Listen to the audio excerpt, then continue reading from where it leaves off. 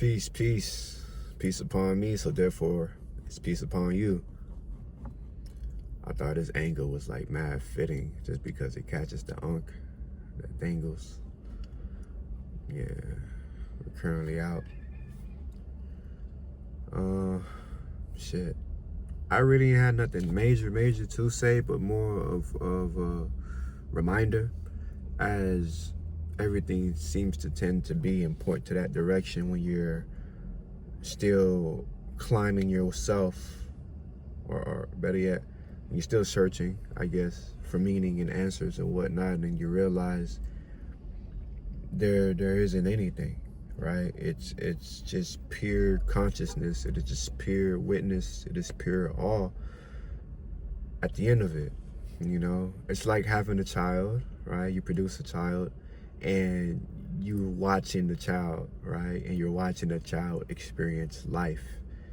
Well, if you were keen enough and expand your awareness enough, you would know that you are also being watched exactly as such.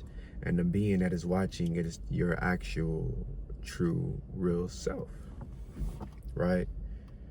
And it's quite fascinating. It is phenomenal. One can find this out when going through deep trance of meditation, of just being, right? When you are able to quiet the mind to minimize the noise within, you know, something else starts to peel back. And that's something else you start to realize is unmovable, it's unshakable, it's detached, it's untamed, it is unconditional, it is limitless, it is boundless, it is infinite. And all it does is watch. It observes, right? Because it's already done. It's already perfected. It is perfected. Literally, creation itself is perfected, and we have to know that. But of course, the moment we leave the post of watchfulness and want to partake and the creation itself, want to play in it, right, we end up losing ourselves, right? Rightfully so. It is only just self versus self. It's only I and I, right? So much so that we end up trying to make a separation of it to make its own identity, and then that spirals down into a whole nother chamber of finding themselves and more layers and more layers, like the onion is, right? But the moment you start to really start peeling back the layers of these onions, the onion skin, you get down to the circle. I believe it's a circle. I'm not even sure, but you get down to the last piece, and this last piece is very, very, very deeply inside, very deeply within, right? I'm using this as a metaphor to show you that it is within, that this watchfulness is happening, you know, beyond the subconscious, right?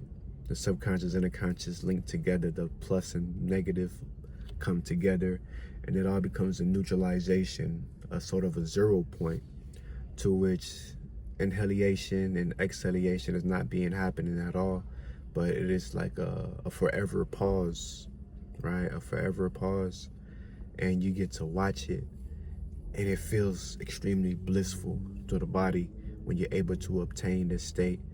In the Eastern traditions, they have its own name of it. They call it all sorts of names and titles and labels, you know, but I myself just happen to just expand my awareness and be still, right? Very infamous verse, be still and know that I am God. I know that I am God already, but how much do I know that for a fact, right? So therefore, I dare to challenge myself, and I conduct researches, look around, ask questions. Answers will come simultaneously right after the end of the breath of asking said question, whether it be energetically or physically with the lips. And then I realize it's already perfect. Because our higher selves exist, that means every possibility has been realized, right? Has been realized, has been materialized, has been passed, has been done, all of that and then some, right?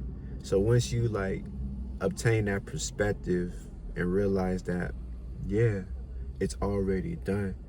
So therefore, we take a state, or better yet, we take a seat, we take a particular position. They call this the throne of God, And we sit and watch, whether it be from the heart chakra, whether it be from the third eye, or the whole being itself. You know, different points that you can use to get the same feeling, the same watchfulness, right?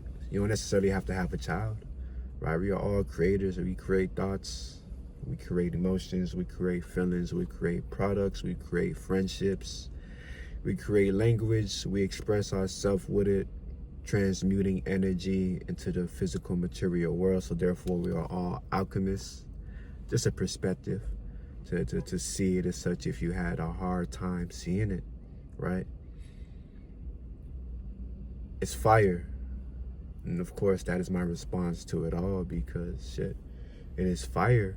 Mackenzie himself is, you know, talking, but also the watcher tends to want to channel itself through Mackenzie.